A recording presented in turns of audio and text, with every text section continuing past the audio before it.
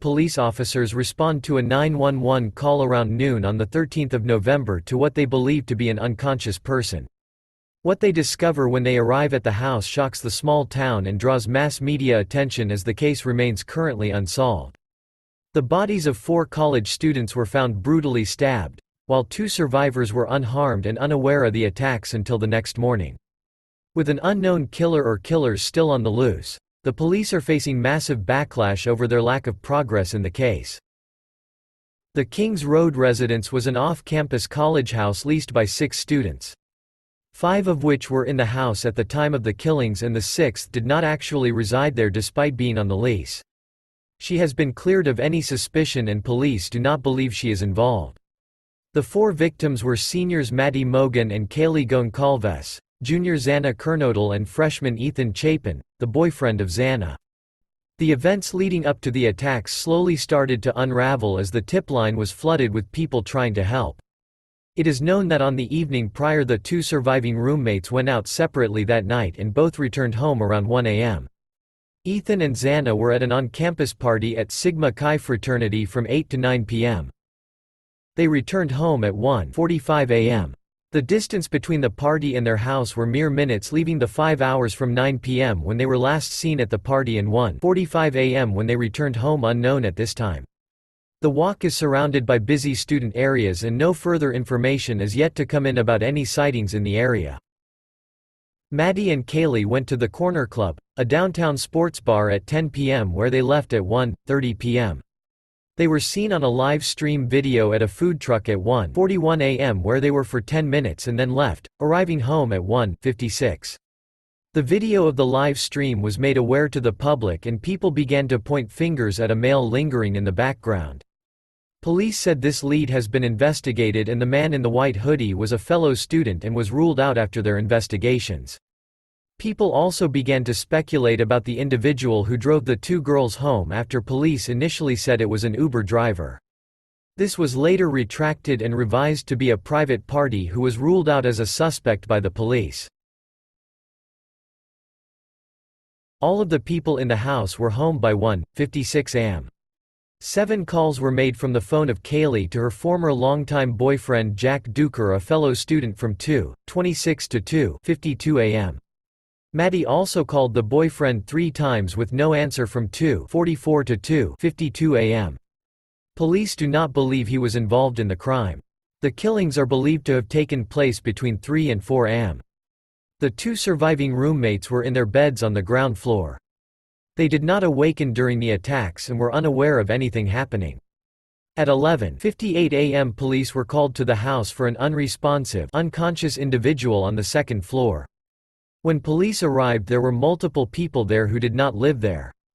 It is believed the surviving roommates called some of their friends to come over because they believed the victim had passed out and wasn't waking up before calling 911.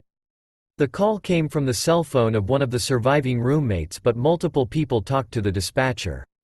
The 911 call has yet to be released, which adds further suspicion as these are generally released early on in investigations.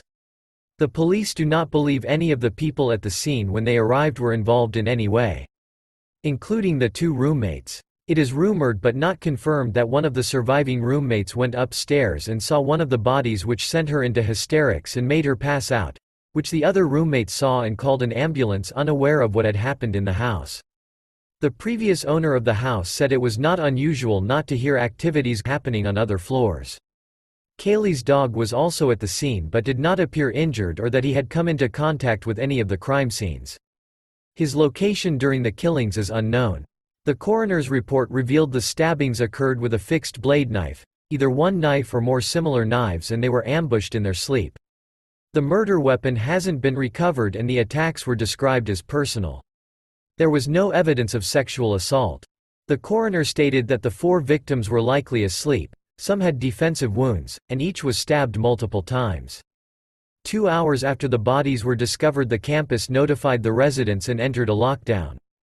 The lockdown was lifted after 1 hour after the police stated that the attacks were targeted and isolated and there was no threat to the community. After some backlash from the community, this statement was later redacted and police said they were investigating all avenues including crimes of passion and a burglary gone wrong.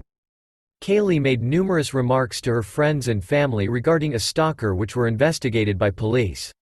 They unraveled that Kaylee was referring to two men who followed her out of a store in October, but they eventually turned away before speaking to her. The two men were contacted and questioned in relation to the killings but were both cleared. There is speculation that because Kaylee's injuries were drastically worse than the others that she was intended target. Kaylee's father reveals Kaylee and Maddie were sleeping in the same bed at the time of the murders. It's believed the suspect or suspects entered through a window or sliding door on the second floor of the home, which meets a hill on the ground level in the backyard. The killer allegedly exited out the same way they entered. Officials released footage of an unrelated police stop near where the murders happened through a public records request. They do not believe the footage has any evidence or is related to the murders, but is of interest to the public due to it occurring so close and around the time the murders likely occurred. 2:54 a.m. and 3:30 a.m. and the Sigma Chi fraternity can be seen in the background, where Xana and Ethan had been prior to the murders.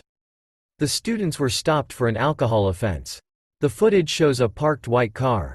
The next day the police request information from the public regarding a white Hyundai Elantra, year 2011 to 2013. They are requesting information regarding anyone who was inside the vehicle or any other information. It was sighted near the crime scene in the early morning hours of the murders. Many speculated that it was this car in the footage, however police confirmed the car in the footage is a Chevy Cavalier and not the car they are looking for. The police and the coroner both stated that the attack was targeted and personal. Which victim or victims were the intended target is still unknown. As it is suspected that the killer entered through the second story through a sliding door or window. If the two girls on the second floor were the targets, he wouldn't have had to go downstairs to the first floor or upstairs to the top floor. But since the killer went upstairs, it is believed that one of the two victims on the top floor were the targets. The killer allegedly exited out the same way they entered. Since the murders, the police have seized 5 cars that were at the scene, some belonging to the victims, investigated local businesses to see if they have sold any knives of the type, and seized contents of 3 dumpsters. Idaho State Police have stated that their forensic team has been working extensively to help provide clues, which are not being released to protect the investigation. Thousands of tips have come in and 113 crime scene evidence pieces taken. Yet no suspects have been named and the police are assumably no closer to solving the case. The parents of the victims have criticized how quickly they have ruled out suspects such as the driver of the car who dropped the 2 girls home and the man in the food truck footage. The police are relying heavily on the public for leads in this quadruple homicide, and some believe they haven't done enough to solve it or protect the community as the case remains unsolved 1 month on.